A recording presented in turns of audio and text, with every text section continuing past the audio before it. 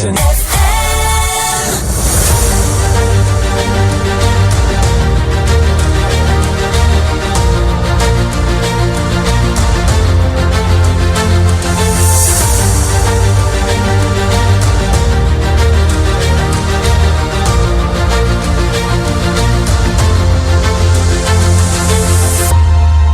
USN FM 97.1, la voix de l'étudiant.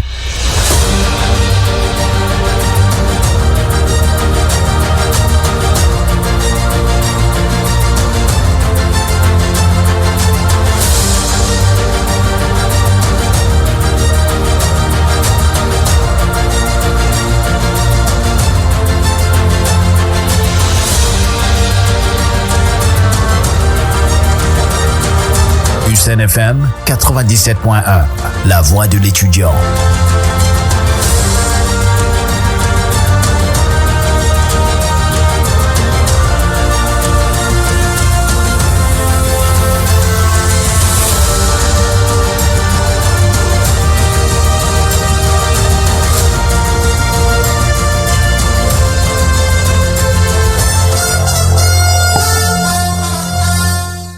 « 12h passées de 30 minutes. Bonjour à tous et bienvenue dans ce journal. Au sommaire, rentrée universitaire 2023-2024 à l'université du Sine Saloum El Hadji Ibrahima Niass.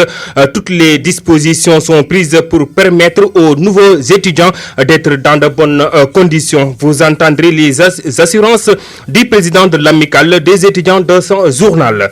Kaffrine tient désormais sa première plateforme de dialogue permanent sur l'alimentation et selon les responsables, cette plateforme va permettre de révisiter les plats abandonnés et promouvoir la consommation locale. Vous aurez les informations internationales avec Mohamed Lo, l'information sportive qui va mettre fin à ce journal assuré à la partie technique par Modou Seye.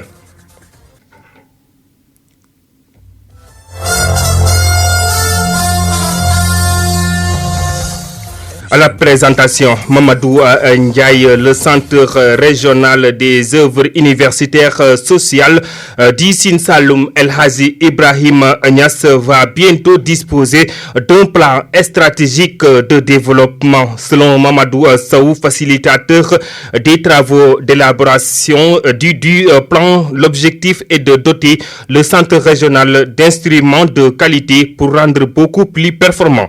Mamadou Sow, que voici au micro de Adam Assar.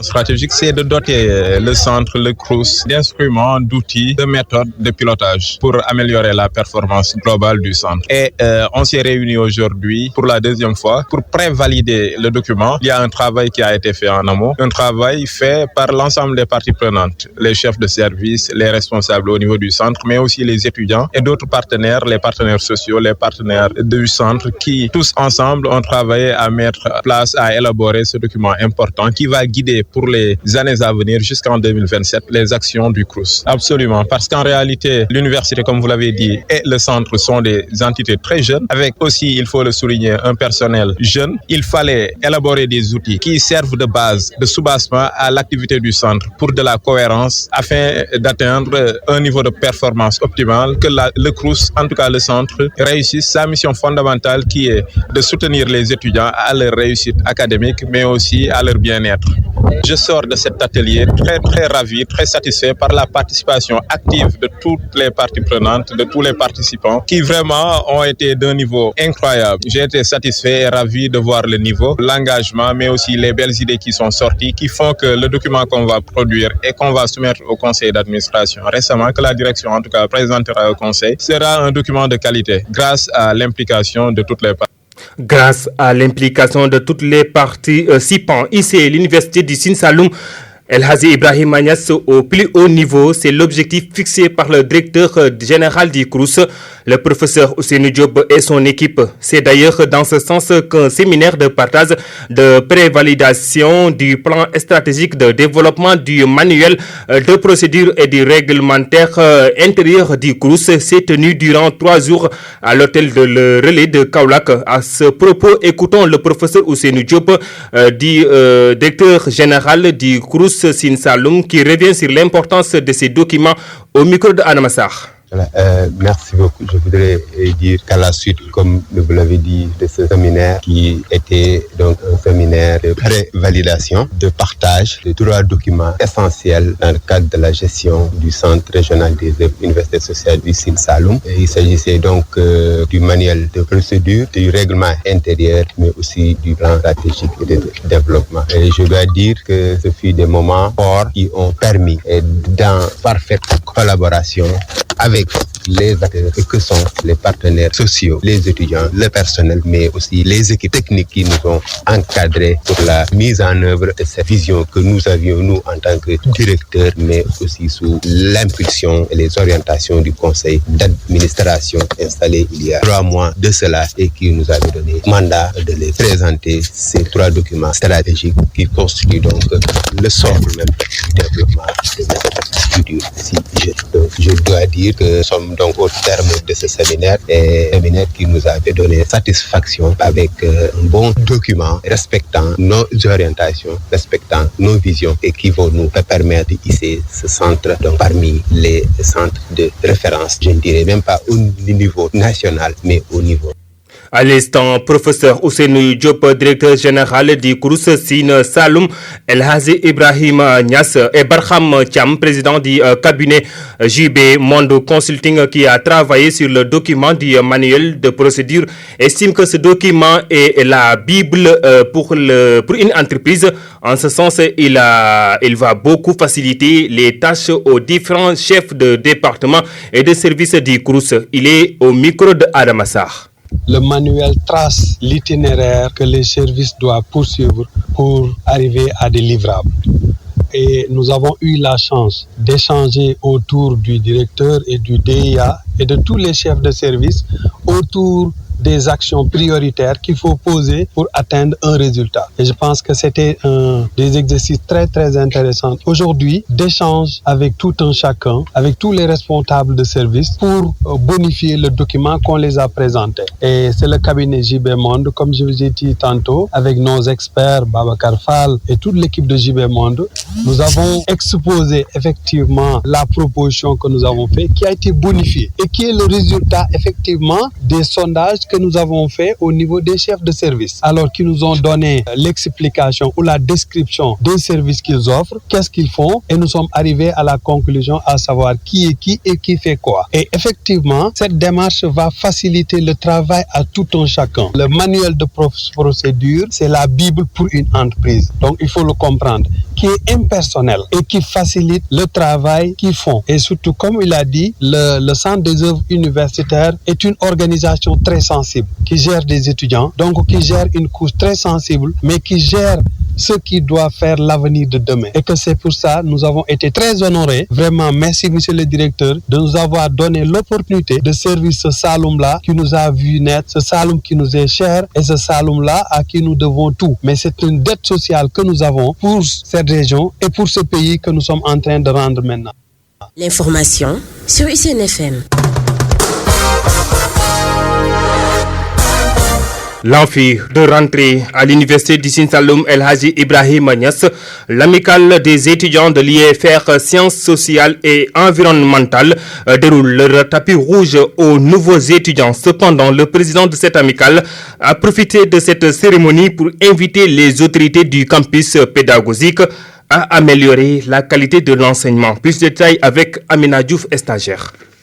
Pour accueillir les nouveaux bacheliers orientés à l'université du Sine Saloum El Hadji Ibrahim Niass, campus Kaffrine, toutes les dispositions ont été prises par l'amicale des étudiants selon le président de l'amicale Omar Silla. Comme l'habitude, chaque amicale fait des activités pour mieux accueillir les nouveaux bacheliers. Nous aussi, nous avons pu faire certaines choses comme par exemple le don des tickets pour la journée d'aujourd'hui et leur intégration aussi dans les résidences. Ça a été un problème, mais bon, nous avons pu gérer cela parce que jusqu'à présent les codifications ne sont pas sorties. Mais nous avons demandé au CROUS de nous permettre de mettre les étudiants, même s'ils ne sont pas dans les bonnes conditions, mais qu'ils soient dans les résidences en attendant la sortie des listes de codification. Ndeye Koumba Diouf, étudiante en histoire, salue l'accueil chaleureux que leurs camarades leur ont réservé. J'étais choquée parce qu'on m'avait dit là-bas la chaleur est extrêmement chaude, mais par la suite j'ai géré. C'est bon, c'est cool, c'est adaptable. Vraiment, j'aime bien. Cependant, selon Omar Silla, beaucoup de choses restent à revoir sur le plan pédagogique. Par exemple, sur le plan pédagogique, nous pouvons dire que tout n'est pas OK, parce qu'il y a certaines licences qui sont là, jusqu'à présent n'ont pas fini. Donc, cela cause problème. Par exemple, je prends l'exemple sur la licence Histoire. Si vous prenez la licence Histoire, ils ont des problèmes. Parce que la licence, la P5 est là jusqu'à présent, et la P6 est venue. Vous avez vu, donc sur le plan pédagogique, il y a problème. Et sur le plan social, je pense que Dieu est grand, on a pu gérer cela. Ils s'exprimaient tous en marge de l'envie de rentrée des nouveaux bacheliers orientés à l'USSEN, campus Kaffrine, sous la présence effective des autorités administratives et sociales. Amina Diouf, notre nouvelle stagiaire que nous souhaitons la bienvenue. Et une note d'information, il est porté à la connaissance des étudiants qui n'avaient pas pu finaliser leurs inscriptions qu'une autre campagne est réouverte à partir de ce vendredi 19 jusqu'au vendredi 26 avril 2024, délai de rigueur. Les étudiants désirant finaliser leurs inscriptions sont priés de se présenter à la direction de la scolarité à partir du lundi 22 avril prochain. Ces retards notés sur le plan pédagogique sont dus au manquement de salles de classe, mais aussi aux grèves répétitives des étudiants, selon le chef de département des sciences sociales, Papangor Sar Sadio. Cependant, l'enseignant-chercheur rassure qu'actuellement, les cours se déroulent normalement. Il est au micro de Aminata Diouf. Pour la rentrée, d'ailleurs, c'est nous ce que nous avons à faire au-delà des inscriptions, que ce soit l'inscription en ligne et l'inscription pédagogique qui est également gérée par l'administration à travers les services de scolarité. Oui, effectivement, il y a eu, quelques changements, d'année académique. Et ce qui est tout à fait normal, c'est pas quelque chose de nouveau dans les universités. Et d'autant que on parle du système LMD et ailleurs on voit des rentrées selon des périodes, par exemple, nous prenons l'exemple par exemple du Canada, vous voyez des rentrées en automne, rentrées en été, etc. Donc pour la même filière. Bon, après ici, pourquoi les gens s'en font? Parce que c'est un peu lié aux difficultés d'ordre organisationnel, au déficit de salles et peut-être des difficultés que la présence simultanée de deux promos peut causer en termes de logement. Parce qu'ils nous ont interpellés, c'était beaucoup plus par rapport à cela. Mais toujours est-il que également, il faut le dire, si parfois il y a des fautes de ce genre aussi, c'est dû également aux étudiants. Disons-le, à des moments précis, ils ont organisé des mouvements de grève. Et donc cela également a des incidences sur le calendrier universitaire. Bon, là c'est juste une seule licence, mais pour les autres, on a déjà terminé l'année et même d'ailleurs on va délibérer. Et pour cette licence-là, d'ailleurs les cours vont se terminer cette semaine et aussitôt la semaine prochaine, ils feront les évaluations. Donc c'est juste, disons, une semaine de chevauchement. Restons toujours à l'université du Sine Saloum El Hadji Ibrahima Niass pour cette rentrée universitaire. L'adjointe au coordinateur du campus social de Kaffrine revient sur les critères pour l'hébergement des étudiants. Sénéba Diagne salue également l'acte de générosité du directeur général du CROUS pour l'accueil des nouveaux bacheliers. Elle est interrogée par Amina Diouf. On fait comme d'habitude, il y a la restauration, l'hébergement et les autres secteurs, la couverture médicale, tout ce qui concerne le social. Pour la restauration, l'accès est valable pour tout étudiant, que ce soit les nouveaux et les anciens. Maintenant, ce qu'il faut faire, c'est l'accès à la restauration. Il faut présenter la carte d'étudiant. Si vous êtes nouveau et vous n'avez pas de carte, c'est le certificat d'inscription. Maintenant, plus ticket restaurant. Pour la consommation d'aujourd'hui, le directeur a fait cela pour aider les étudiants, puisque c'est des nouveaux. Et c'est un acte également qu'on a salué. Maintenant, pour l'hébergement également, c'est des critères. Il y a les bénéficiaires de droit, c'est-à-dire ceux qui ont codifié. Il y a également les non-bénéficiaires qui sont en situation de difficulté qu'on va prendre en charge. Maintenant, c'est à l'appréciation du directeur pour cela. Maintenant, pour la caution, c'est 100 000. Après la rentrée académique, on se rembourse les 100 000 contre cutus. Voilà. Maintenant, pour le loyer, c'est 3 000 francs. D'accord. Pour cela, j'avais laissé là-bas à l'appréciation du coordonnateur, puisqu'on a déjà arrêté le transport des étudiants. Pour le moment, je n'ai pas de nouvelles pour cela. Maintenant, peut-être avec le directeur, il saura quoi faire avec les nouveaux. L'information sur ICN FM. Je vous le disais en titre, la région de Kaffrine a mis en place sa première plateforme de dialogue permanent sur l'alimentation. Une plateforme qui va permettre de revisiter les plats abandonnés pour apporter des réponses aux communautés sur les questions liées à notre alimentation.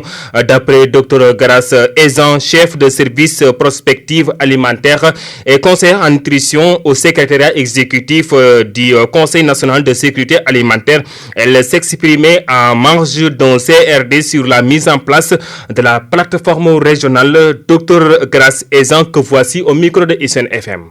Aujourd'hui, nous sommes venus pour la mise en place officielle de la première plateforme de dialogue permanent sur l'alimentation. Donc, on va faire cette activité sur les 13 autres régions également.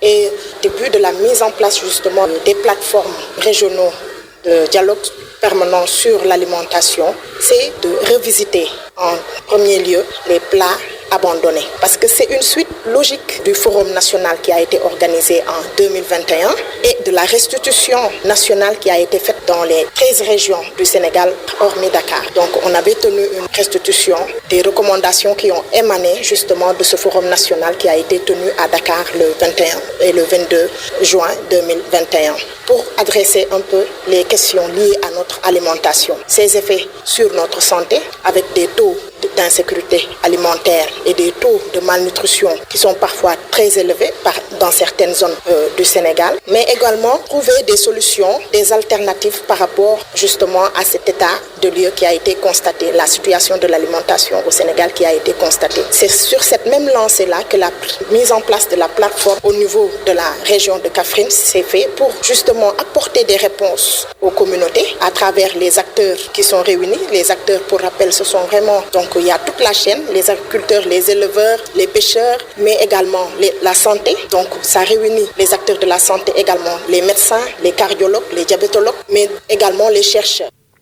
Venu assister à la réunion, le gouverneur de la région, El Hadji Bouya Amar, salue l'initiative. Selon lui, cela va permettre aussi de promouvoir la consommation locale. El Hadji Bouya Amar, que nous écoutons au micro de ISN FM. Vraiment, on avait tenu un atelier de dimension régionale avec l'ensemble des acteurs concernés dans le cadre de la mise en place d'une plateforme régionale de dialogue sur l'alimentation, ici au niveau de la région de Kaffrine. Et pourquoi quand même cette belle initiative sous l'égide du secrétariat exécutif du Conseil national de sécurité alimentaire? Comme vous savez aujourd'hui, les enjeux sur la souveraineté alimentaire, la sécurité alimentaire, aujourd'hui ce sont des enjeux aujourd'hui qui sont devenus beaucoup plus prégnants au niveau du Sénégal. Parce qu'aujourd'hui, quand vous analysez un peu les facteurs de la demande sociale, au-delà de la question de l'emploi des jeunes, ce qui revient souvent c'est un peu comment gérer le panier de la ménagère. De manière plus scientifique, c'est aujourd'hui comment par exemple baisser l'alimentation au Sénégal. Sur le plan du prix, mais sur le plan aussi quand même de la qualité, comment faire en sorte que le Sénégalais puisse maintenant s'alimenter en qualité et en quantité. Ça aussi, vraiment, c'est aujourd'hui l'ambition vraiment du nouveau régime qui vient d'être mis en place. Et d'ailleurs, l'intitulé du ministère de l'Agriculture nous y renvoie aisément. Donc aujourd'hui, l'initiative c'est de créer cette plateforme au niveau de la région. Parce qu'aujourd'hui, l'ambition c'est quoi? C'est aujourd'hui que le Sénégalais puisse manger, ou puisse consommer ce qu'il produit et produire ce qu'il consomme. Là un peu aujourd'hui, parce que l'ambition de tout État qui aspire à une souveraineté alimentaire. Parce qu'aujourd'hui, les questions de souveraineté, ce ne sont pas seulement des questions de souveraineté sécuritaire, ce sont aussi des questions de souveraineté alimentaire, des questions de souveraineté financière, et aussi des questions de souveraineté aussi économique. Maintenant, vraiment, au niveau du Sénégalais, parce que la première souveraineté aussi à gagner, c'est la souveraineté alimentaire. Et maintenant, en gagnant cette souveraineté alimentaire, on va non seulement jouer sur l'économie, on va jouer sur le panier de la ménagère, mais on va aussi jouer sur la santé. L'actualité internationale sur la 97.1 FM. À 12h48, l'heure d'aller à la pêche de quelques informations internationales. Et d'abord, nous accueillons Mohamed Lo. Bonjour Mohamed. Bonjour à vous, Mamadou Ndiaye, et bonjour à tous ceux qui nous suivent à travers la 97.1. Les actualités hors de nos frontières que nous démarrons au Kenya, où le chef des armées et plusieurs responsables militaires tués dans un crash d'hélicoptère. Le président du Kenya, William Ruto, a annoncé que le chef des armées du Kenya, Francis Omondi Ogola, et 9 autres responsables militaires ont été tués hier dans le crash d'un hélicoptère dans l'ouest du pays. Le chef de l'État a fait part d'un tragique accident et a précisé que 2 personnes présentes lors de ce vol ont survécu. Et en Amérique, les États-Unis bloquent l'adhésion pleine et entière des Palestiniens à l'ONU. Les États-Unis d'Amérique ont mis fin hier au réveil d'adhésion pleine et entière des Palestiniens à l'ONU, mettant sans surprise leur veto au Conseil de sécurité à une revendication ONU par leurs alliés israéliens en pleine guerre à Gaza. Ce qu'il faut retenir de ce vote, c'est l'isolement des États-Unis. Et en France, Gabriel Attal appelle à la mobilisation générale contre la violence d'une partie de la jeunesse. Le Premier ministre Gabriel Attal a annoncé hier une série de mesures visant à lutter contre la violence d'une partie de la jeunesse lors d'un discours sur le thème de l'autorité. Il a insisté sur la responsabilisation des parents et a affirmé qu'une commission rendrait d'ici à la fin du mois une proposition pour réguler la dépendance des jeunes aux écrans. Mamadou Ndiaye. Ukraine, pour terminer, frappe russe meurtrière sur Drespo. Kiev dit avoir abattu un bombardier. Des frappes nocturnes sur la région ukrainienne de Dnipro ont fait au moins 8 morts et selon le ministre de l'Intérieur, l'un des bombardiers impliqués dans les frappes s'est écrasé dans la région russe et de Stavropol, selon les autorités ukrainiennes qui affirment l'avoir abattu. C'est tout? Bon, c'était tout pour l'actualité hors de nos frontières. Merci à vous et bien des choses à la communauté. Et merci beaucoup à Mohamed Lo. Prochain rendez-vous à 13h30 pour la version Wolof. Tout de suite, les actualités sportives.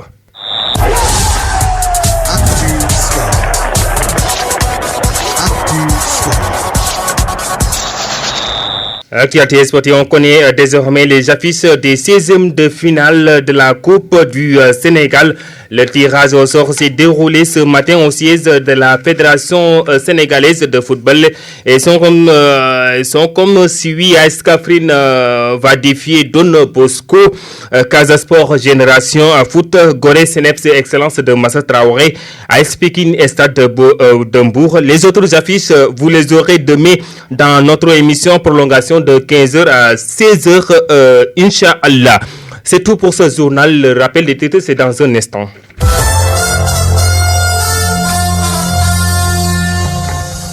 Le 12-30. Rentrée universitaire 2023-2024 à l'université du Sine Saloum El Hadji Ibrahima Niass. Toutes les dispositions sont prises pour permettre aux nouveaux étudiants d'être dans de bonnes conditions. Vous avez entendu les assurances du président de l'amicale dans ce journal. Kaffrine tient désormais sa première plateforme de permanence de dialogue sur l'alimentation et selon les responsables, cette plateforme va permettre de revisiter les plats abandonnés et promouvoir la consommation locale. Vous avez écouté également les informations autour de frontières avec Mohamed Lo. L'information sportive a mis fin en ce journal, assuré à la partie technique par Mamadou Sey. Merci d'avoir écouté et bonne suite de programme sur les ondes de la radio ICNFM.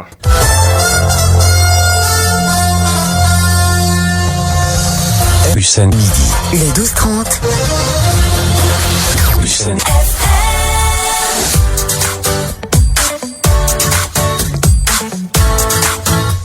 Hussein FM.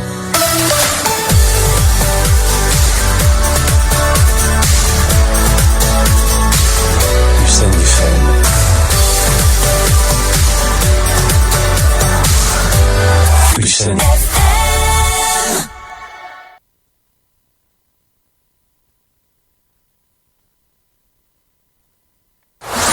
Hussein FM.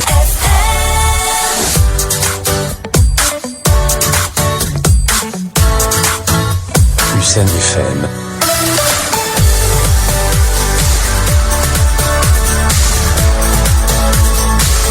Hussein FM.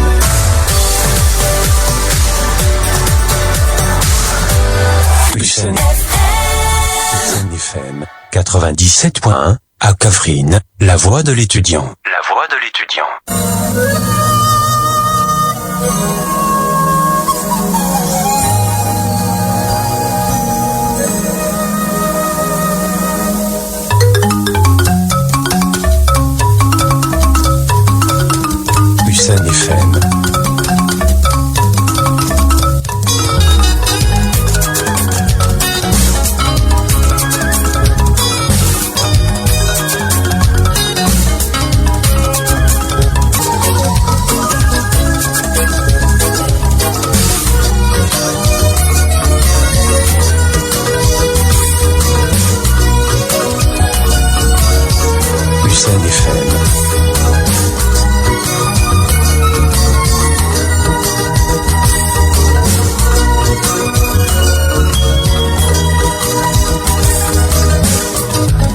voix de l'étudiant.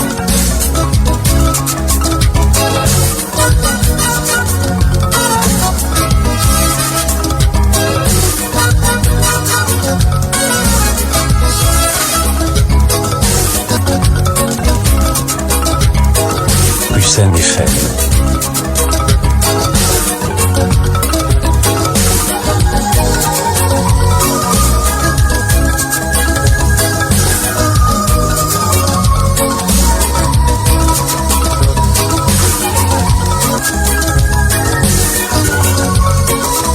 Hussein FM.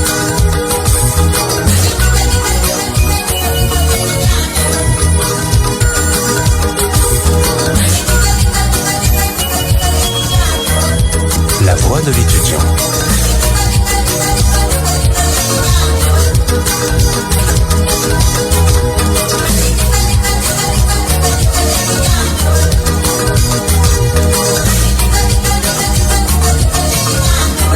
Hussein FM.